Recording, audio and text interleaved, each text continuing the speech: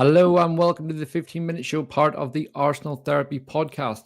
As always, I'm your host, Adam Keys, and today we are going to be talking about Alexander Isak, the Newcastle star striker, may be on the move this season as a result of the Premier League's profit and sustainability rules and FFP restrictions that are in place at Newcastle right now.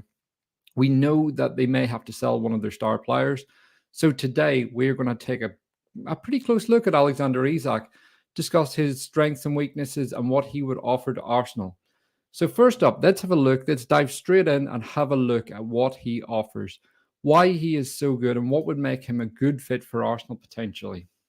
So let's start with having a look at his goal scoring record. So if you look at the teams he's scored the most goals against, it starts with West Ham, Nottingham Forest, and then Liverpool. He scored 2 against Liverpool, got 2 against Chelsea. He's got 1 against City, 2 against Spurs. He's also scored against City in the Cup. So this is a player that isn't afraid of big games. He's not scared of big teams. He's someone that does step up when his team needs him.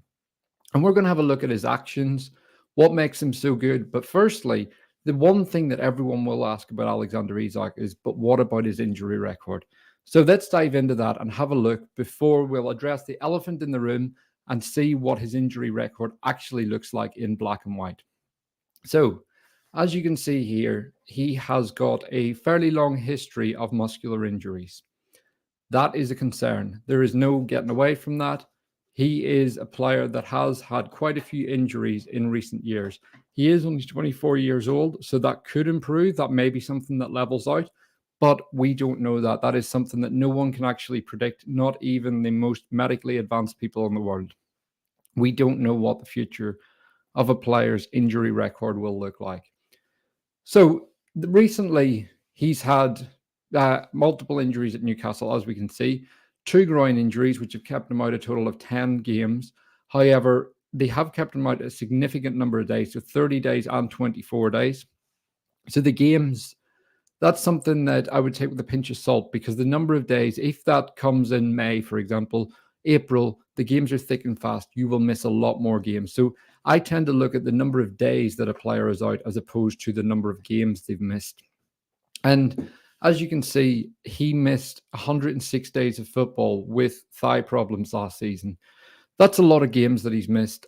16 games for Newcastle and Sweden. However, again, if those games were at a different point of the season, that would be a lot more games he would have missed. But I think one of the things we have to look at here is he missed a total of 26 days with a hamstring and a knee problem at Sociedad over 2 seasons. That's a very clean injury record. And again, if you look at Dortmund, arm injury, shoulder injury, bruise, shin bruise, knee problems, thigh problems. So again, the thigh problems, 3 days. The main bulk of his injuries have actually come at Newcastle. And what do we know about Newcastle? Newcastle have a lot of players that keep getting injured. Newcastle have a medical problem right now, and there's no getting away from that.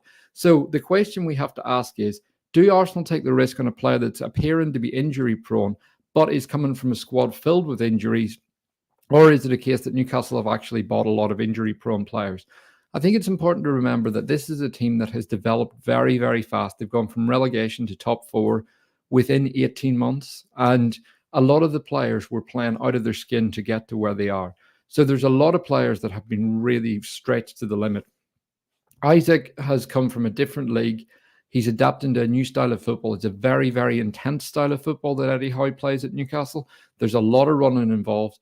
And if you're a player as good as Isak, there's a good chance you're throwing back in early. So what Arsenal have right now is the ability to ensure someone's fully fit before throwing them back in. And that was something that Thomas Partey didn't have the luxury of in his first few years at Arsenal. When Partey was fit, he was thrown straight back into the mix because he was so important. Isak will be experiencing the same thing at Newcastle. So he's probably playing 80-90% fit, and that is more likely to aggravate an existing injury. But let's have a look at his shooting, because this is one of the criticisms of Arsenal, is that we don't score enough goals from the 9 position. It's something that won't go away. People want a striker that scores goals. I'm personally of the belief that you don't need that, but a lot of people do disagree with me on that. So we're going to have a look. So this season, 44 shots, 12 goals, an XG of 11.09.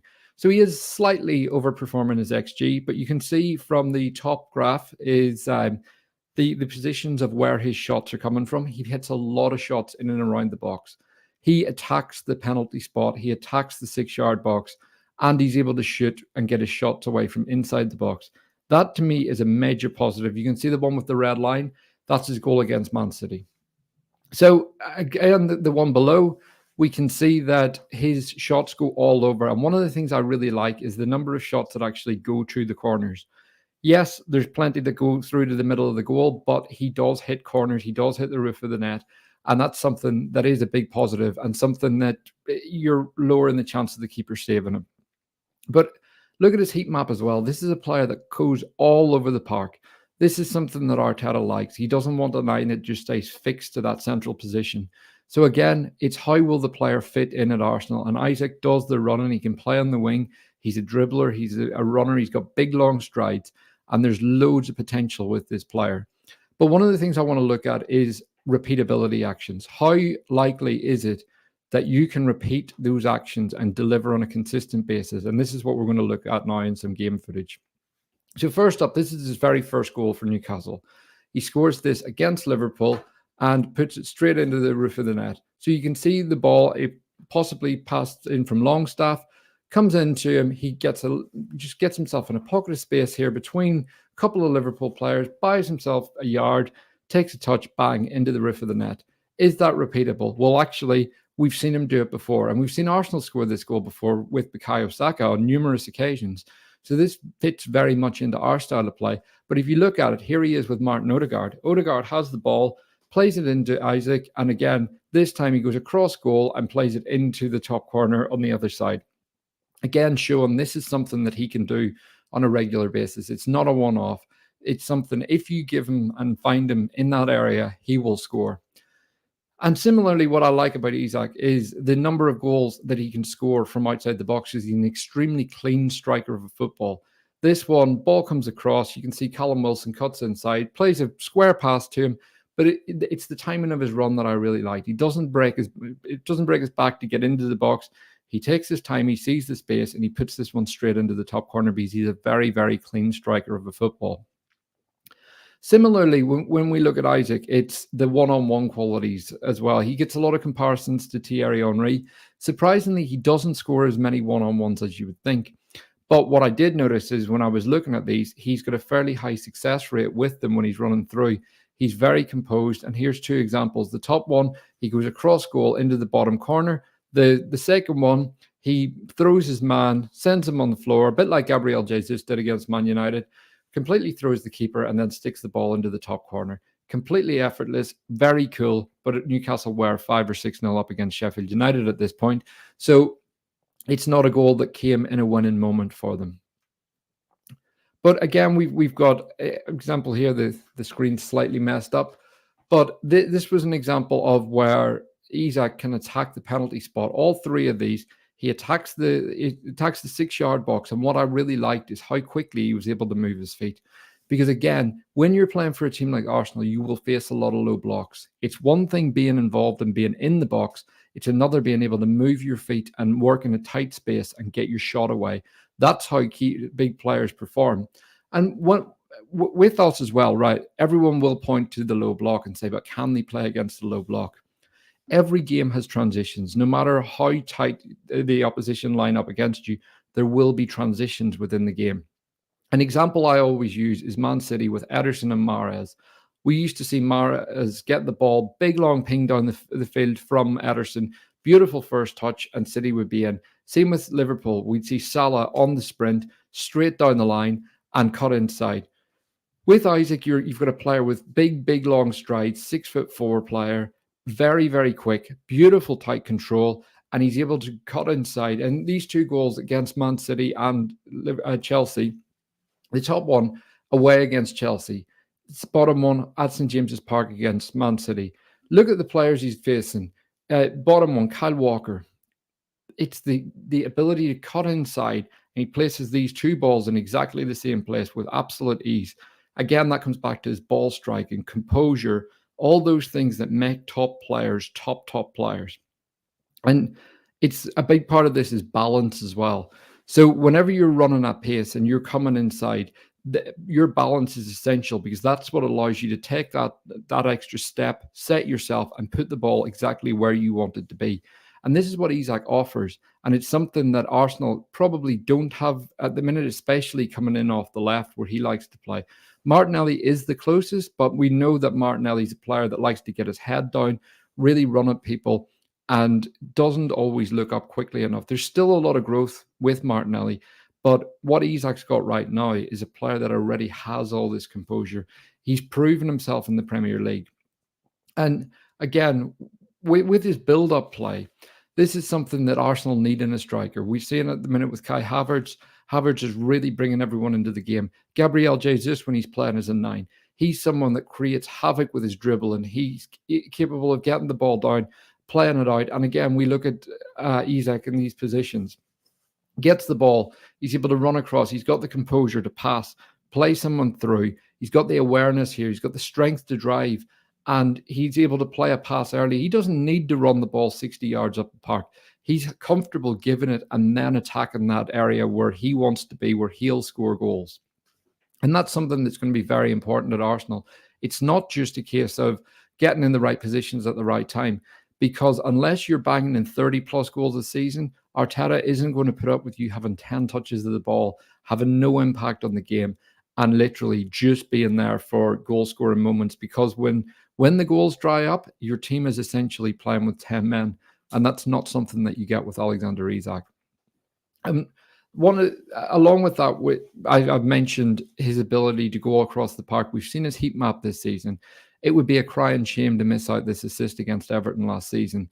Gets the ball very, very deep, runs with it, carries it. You can see as the screen grabs go across, the number of players he beats. At one point, he's got 5 Everton players around him, 4 that have already left in his wake, beats the next man, plays it across goal, and it's a tap-in for Newcastle. That dribbling ability is extremely difficult to find. Not every player has it, and especially a 6'4" player like Isak, who's probably going to fill out a bit more. He's 24 now, as I said, and he's someone that's going to continue to get stronger and hopefully will shake off the injury problems. But when you look at his numbers, how do they compare against others? So I've had a look at the Premier League's top scorers this season, Watkins and Haaland, and Ivan Toney, who we've also been very heavily linked to. So the first lot is their total numbers. We're also going to look at their per 90. What's striking here is, firstly, Haaland's numbers, just how good they are, which isn't really a surprise. Interestingly, Isak has got the highest conversion rate out of all these strikers, which to me, a lot of people will look at that and say that's great, clinical striker. But I'm of the belief of I want someone getting more shots off. So if you look at Haaland, 24% conversion rate compared to Isak's 33.3. But Haaland has hit 75 shots this season, and he has scored, if you look at the number of goals he scores off those, 18 goals. And yeah, he played 3 more games than Isak, but he's played over double the number of shots. And I want a striker that's able to get shots away in the box. So right now, this is a criticism that I would have of Alexander Isak, is the number of shots he's actually getting away. Again, if you look at Ollie Watkins, 69 shots this season. But what's really striking is Ivan Toney has only played 10 games and he's had 24 shots compared to Isak, who's played double the number of games and has only had 36 shots. So the number of times he's actually shooting would be a concern for me. It's something with Gabriel Jesus as well. Jesus is an erratic finisher, but one of my criticisms isn't the actual finishing itself. It's the number of times he gets himself into a shooting position and buys that yard of space, because that's something that Jesus has in his game. He has got the ability to create separation in the box to buy himself that yard and really get a shot away. Isak has it as well, but if you want a striker that's a bit more aggressive, you want someone that will get the shots away. And the question mark over him is, does he have that right now? We know he's got the balance. We know he's got the technical ability, the ball striking ability, the pace, the dribbling, all those big assets. He can win the ball in the air. He can do so many things for his team. But the question is, can he get enough shots away to get him the 20 plus goals that a striker of that price tag will command? And when you look at it per 90, I think these stats are very interesting as well, mainly again because of how much Haaland actually stands out. 0.9 goals per 90, but Isak actually is coming up with 0.8. So again, we look at them similar to Haaland. Goals from inside the box is very high. Outside the box, neither of them really score. None of these strikers do.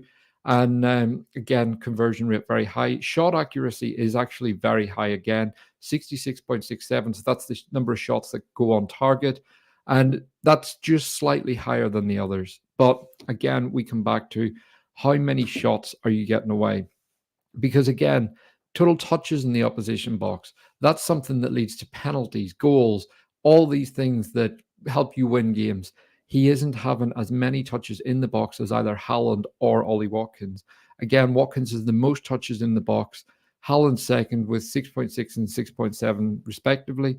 But 5.5 touches in the box per game isn't a huge amount. And that's something that we would want to improve on. But again, Newcastle are in very, very bad form. They're not playing the most attacking football.